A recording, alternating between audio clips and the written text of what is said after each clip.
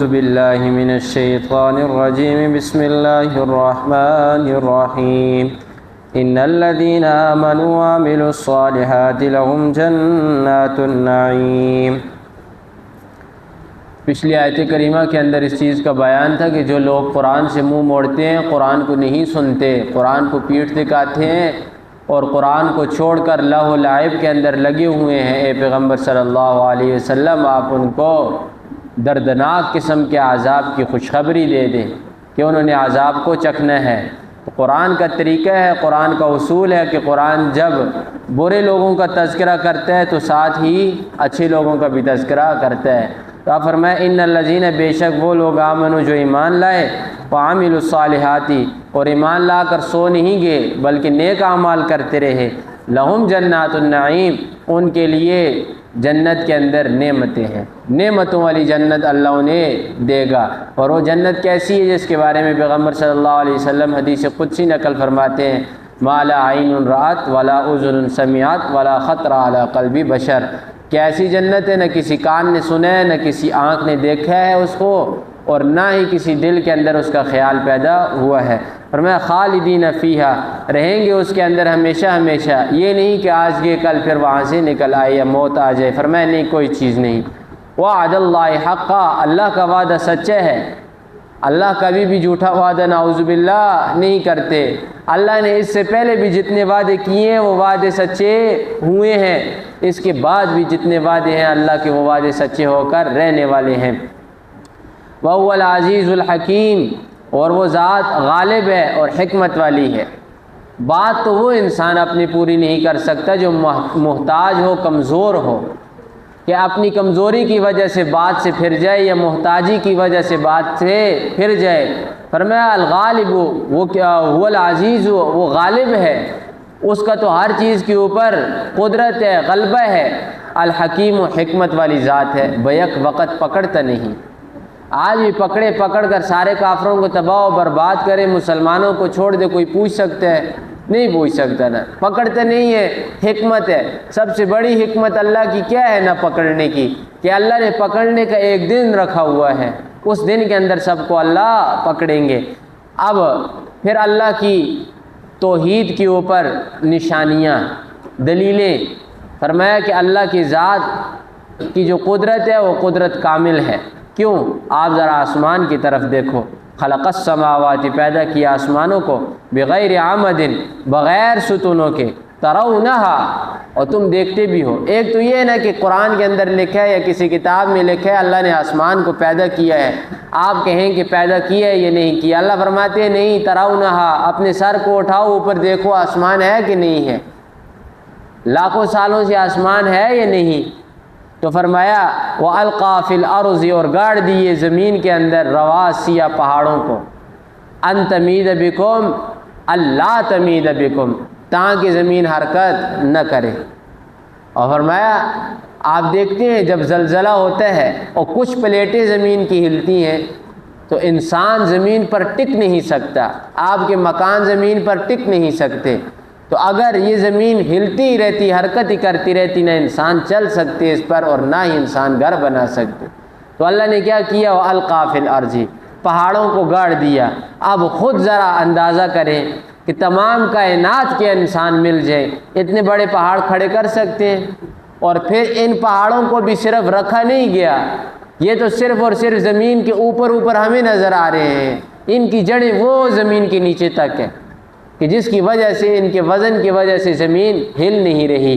تو فرمایا وَبَثَّ فِيهَا مِن كُلِّ دَابَّةٍ، اور پھیلا دیے ہر قسم کے چوپائے، یعنی جانور وغیرہ انسانوں کی خدمت کے لیے اللہ نے زمین کے اندر پھیلا دیے، تمام کی تمام کائنات کے اندر جانور، اور اسی طریقے سے کیڑے مکوڑے، ساری چیزیں آپ کو ملیں گی۔ یہ کس کے لیے پیدا کی؟ فرمایا یہ انسان کے لیے پیدا کی۔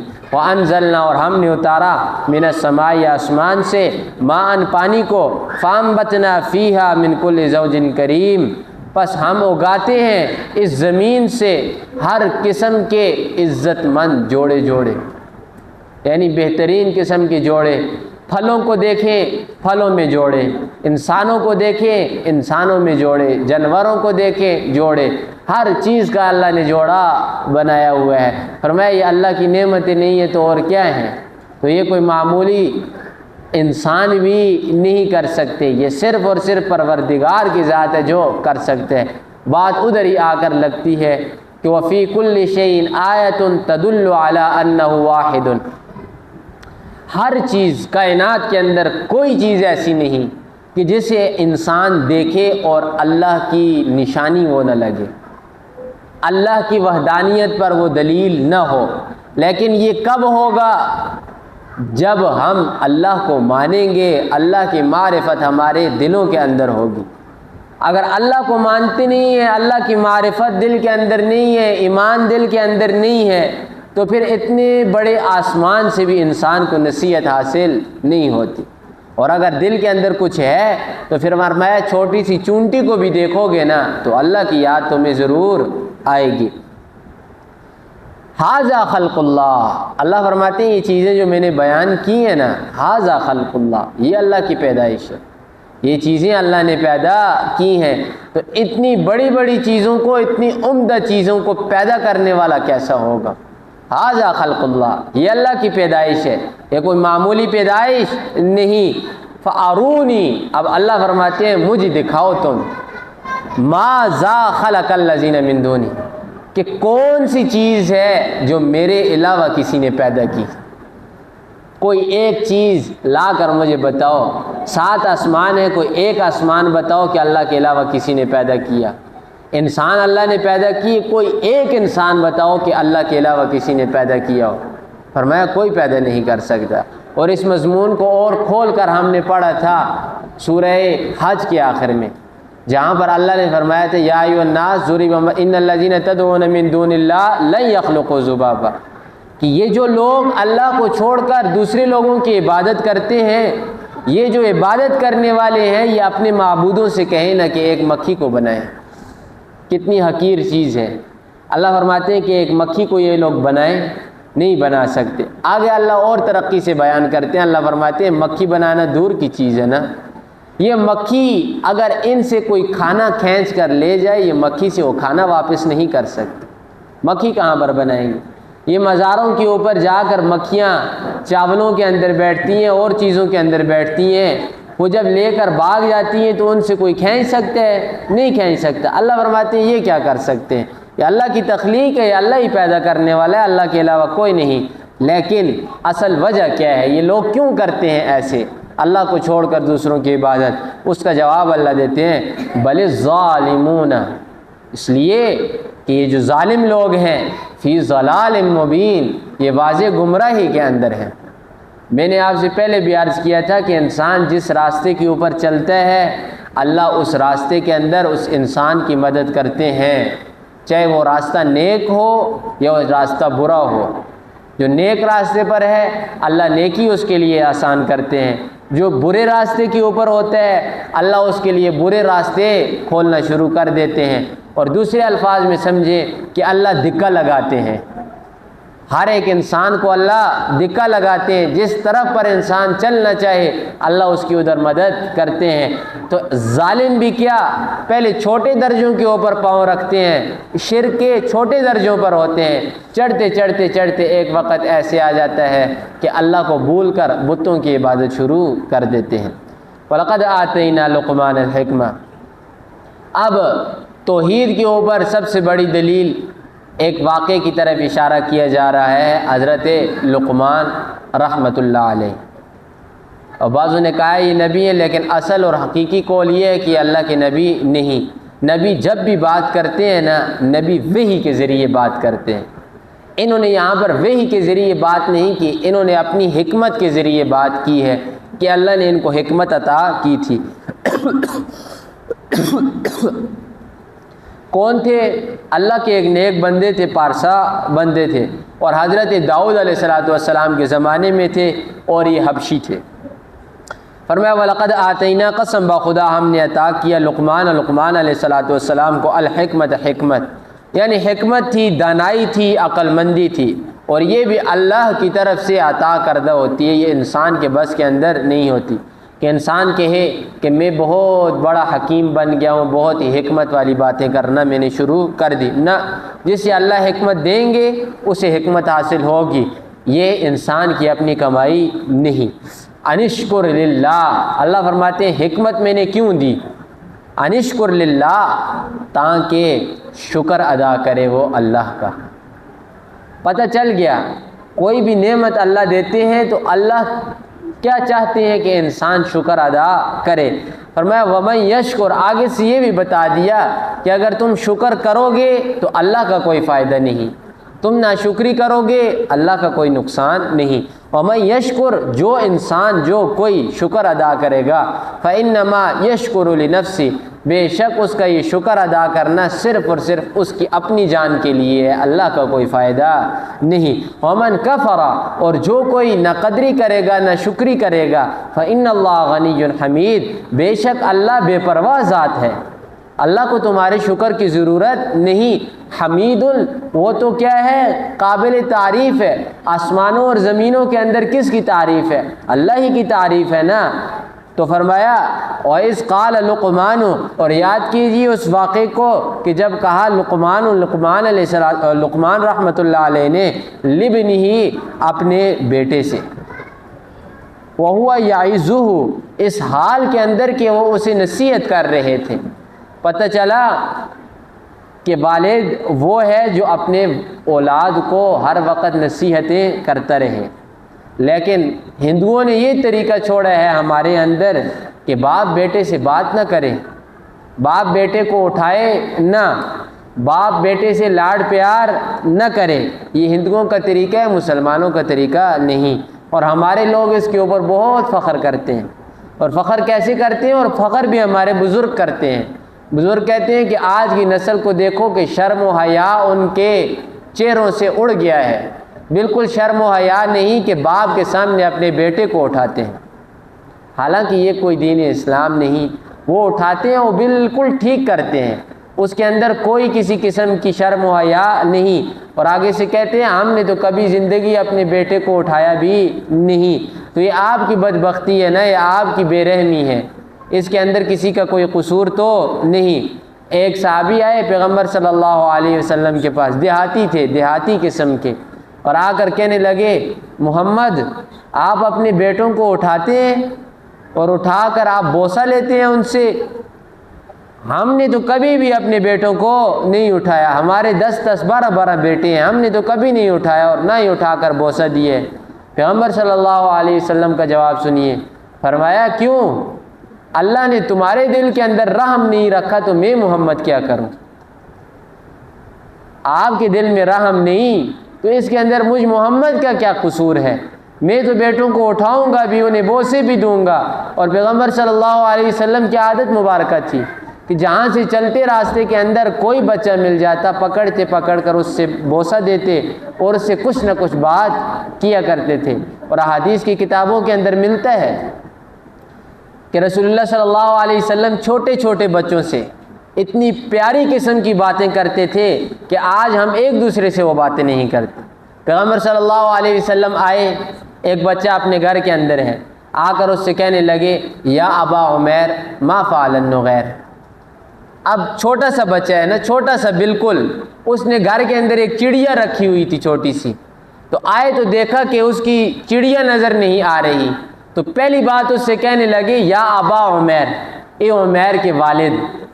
اب وہ خود چھوٹا بچہ ہے، وہ کس کا والد ہے، لیکن کنیت اسے دے دی اور ویسے ہی اسے ایک لقب دے دیا یا ابا عمیر، اے ابا عمیر، لاڈ پیار سے اسے کہا۔ اور پھر فرمایا ما فعل النغیر، تیری وہ ایک چڑیا تھی یہاں پر، وہ چڑیا کدھر ہے؟ آج تو ہمیں بچوں کے ساتھ بات کرنے میں شرم محسوس ہوتی ہے نا کہ لوگ دیکھیں گے، اور پیارے پیغمبر صلی اللہ علیہ وسلم پر قربان جائیں، ان سے بڑی ہستی کون ہے؟ ان کا وقت قیمتی نہیں تھا، ہم کہتے ہیں بچوں کے ساتھ بات کریں گے ہمارا قیمتی وقت برباد ہو جائے گا۔ محمد الرسول اللہ صلی اللہ علیہ وسلم سے قیمتی وقت کس کا ہے؟ تو کیا کرتے تھے؟ بچوں کو نصیحت بھی کرتے تھے، بچوں کو لاڈ پیار بھی کیا کرتے تھے۔ اچھا یاد رکھ لیں، یہ جو چھوٹے بچے ہوتے ہیں نا، یہ صرف اور صرف بھوکے ہوتے ہیں لاڈ اور پیار کے۔ یہ بات سمجھتے ہیں لاڈ پیار کی۔ اب ہمارے بچوں کی روش ہی بگڑی ہوئی ہے، وجہ کیا ہے؟ سب سے پہلے بگاڑنے والے اس اولاد کو گھر کے والدین ہیں، کہ گھر کے اندر انہوں نے ایسی روٹین بنائی ہوئی ہے۔ نہیں آندی آواز؟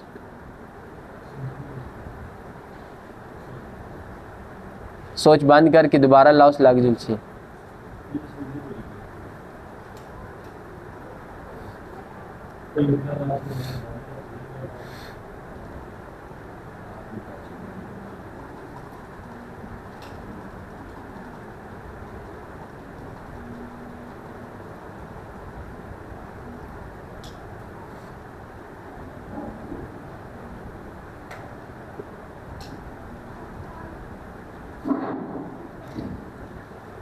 بچوں کی سب سے بڑی پرورش کے اندر، تربیت کے اندر نقصان ہمارا کیا ہے کہ ہم بچے کو عزت نہیں دیتے۔ اور یاد رکھیں یہ چھوٹے چھوٹے بچے ہیں، یہ ساری چیزوں کو سمجھتے ہیں۔ جب والدین، والد یا والدہ یا بڑا بھائی یا چچو اگر بچے کو عزت نہیں دیں گے، یہ بچہ کبھی بھی آپ کو عزت نہیں دے گا۔ اور بچوں کو بگاڑا کس وجہ سے ہے؟ کچھ بھی کیا بچے کو مارا، کچھ بھی کیا بچے کو مارا۔ پیار سے بات سمجھانا وہ چیز ہی ہمارے معاشرے سے نکل چکی ہے۔ اب نقصان کیا ہوتا ہے کہ بچہ مار کے بغیر سمجھتا ہی نہیں۔ اس کو پتہ ہے کہ بات میں نے سمجھنی ہے تو ڈنڈے سے سمجھنی ہے، ڈنڈے کے بغیر میں نے بات کو نہیں سمجھنا۔ تو نقصان کس کا ہے؟ نقصان صرف اور صرف والدین کا ہے۔ تو ادھر انہوں نے فرمایا وَإِذْ قَالَ لُقْمَانُ لِابْنِهِ وَهُوَ يَعِظُهُ یا بنی، اے میرے بیٹے۔ اب اگر عربی گرامر کو دیکھا جائے نا، یہ اتنا لاڈ والا کلمہ ہے یا بنیہ کہ ایسا کلمہ آپ کو کہیں اور ملے گا نہیں۔ اس کے اندر یا جو آئی ہے یہ یا تصغیر کی ہے کہ اے میرے بیٹے۔ ہم نہیں کہتے اے میرے بیٹے، ہم اپنے الفاظ کے اندر کہتے ہیں نا۔ تو اگر بہت زیادہ لاڈ پیار کے اندر کسی کو کہے اپنی زبان کے اندر تو کہتے ہیں اے میری پتری، کہتے ہیں یہ نہیں کہتے، یا لے آتے ہیں ادھر بھی۔ ہو بہو عربی کے اندر ادھر ہی اسی طریقے سے انہوں نے فرمایا یا بنیہ، اے میرے بیٹے، لا تشرک باللہ، اللہ کے ساتھ شرک مت کرنا، اللہ کے ساتھ کسی کو شریک مت ٹھہرانا۔ اور آگے وجہ بھی بیان کی، ان الشرک لظلم عظیم، بے شک یہ جو شرک ہے وہ بہت بڑا ظلم ہے۔ اور ظلم کی تعریف میں نے آپ سے پہلے بھی عرض کی تھی، وضع الشیء فی غیر محلہ، ایک چیز کو اپنی اصلی جگہ سے اٹھا کر کسی دوسری جگہ کے اندر چھوڑ دینا۔ اب یہ تپائی بنائی گئی ہے کس کے لیے؟ کہ اس کے اوپر قرآن کی تلاوت کی جائے۔ اگر اسی قرآن کو اٹھا کر کوئی شخص آ کر تپائی پر بیٹھ جاتا ہے، اس نے ظلم کیا کہ نہیں کیا؟ اور اس کی یہی دوسری تعریف ہے ظلم کی کہ کسی کے تصرف کے اندر بغیر اس کی مرضی کے انسان کچھ نہ کچھ کرے۔ یعنی آپ کی کچھ ملکیت ہے، کچھ پیسے ہیں، کوئی جگہ ہے، کوئی چیز بھی ہے، میں بغیر آپ کی مرضی سے جا کر ادھر تصرف کروں، ادھر اپنے اختیار جماؤں، یہ بھی کیا ہے؟ ظلم ہے۔ اب اللہ کی ملکیت ہے، معبودیت، یعنی اللہ معبود ہے، اللہ مالک ہے۔ اب اگر اللہ کی اس ملک کے اندر کسی کو جا کر شریک کریں گے بغیر اللہ کی مرضی کے تو انسان بالکل مشرک ہو جائے گا، اور مشرکوں میں بھی کون سا؟ ظالم۔ فرمایا ان الشرک لظلم عظیم، ظلم تو کئی قسم کے ہیں لیکن بہت بڑے ظلموں میں سے بڑا ظلم کیا ہے؟ شرک ہے۔ آگے فرمایا، بس یہ مضمون کل انشاءاللہ۔ لفظی ترجمہ، ان الذین آمنوا، بے شک وہ لوگ جو ایمان لائے، وعملوا الصالحات، نیک اعمال کرتے رہے، لہم جنات النعیم، ان کے لیے جنت ہے نعمتوں والی، خالدین فیہا، ہمیشہ ہمیشہ رہیں گے اس میں، وعد اللہ حق، اللہ کا وعدہ سچا ہے، وہ العزیز الحکیم، وہ غالب حکمت والا ہے۔ خلق السماوات بغیر عمد، پیدا کیا آسمانوں کو بغیر ستونوں کے، ترونہا، تم انہیں دیکھتے ہو، والقا فی الارض، اور گاڑ دیے زمین کے اندر، رواسیہ، پہاڑ، ان تمید بکم، ای اللہ تمید بکم، تاکہ وہ حرکت نہ کریں، وبث فیہا من کل دابہ، اور پھیلا دیے تمام قسم کے چوپائے اس زمین کے اندر، وانزلنا من السماء، اتارا ہم نے آسمان سے مان پانی فانبتنا فیہا، پس ہم اگاتے ہیں زمین کے اندر من کل زوج کریم، ہر قسم کے جوڑے عزت والے. ھذا خلق اللہ، یہ ہے اللہ کی تخلیق، یہ ہے اللہ کی بناوٹ. فارونی، اللہ فرماتے ہیں مجھے دکھلاؤ. ماذا خلق الذین من دونی، کون سی چیز ہے جو میرے علاوہ کسی نے پیدا کی. بل الظالمون فی ضلال مبین، بلکہ یہ ظالم لوگ خوب واضح گمراہی کے اندر ہیں. وَلَقَدْ آتَيْنَا، قسم بخدا ہم نے عطا کیا لقمان علیہ السلام کو الحکمت، حکمت. انشکر للہ، تاکہ وہ شکر ادا کریں اللہ کے لیے. ومن یشکر، جو کوئی شکر ادا کرے گا فإنما یشکر لنفسی، بس اس کا وہ شکر ادا کرنا اس کی اپنی جان کے لیے ہے. ومن کفر، اور جو کوئی نہ قدری کرے اور جو کوئی کفر کرے، نہ قدری کرے، نہ شکری کرے، فإن اللہ غنی حمید، بس بے شک اللہ بے پرواہ ہے اور تعریف والا ہے. وَإِذْ قَالَ لُقْمَانُ، اور یاد کیجیے اس واقعے کو جب کہا لقمان علیہ السلام نے لابنی، اپنے بیٹے سے، وَهُوَ يَعِظُهُ، اس حال میں وہ نصیحت کر رہے تھے اسے، یا بنی، اے میرے بیٹے، لا تشرک باللہ، اللہ کے ساتھ مت شریک ٹھہرا، ان الشرک لظلم عظیم، بے شک شرک بہت بڑا ظلم ہے. اللہ سے دعا عمل کی.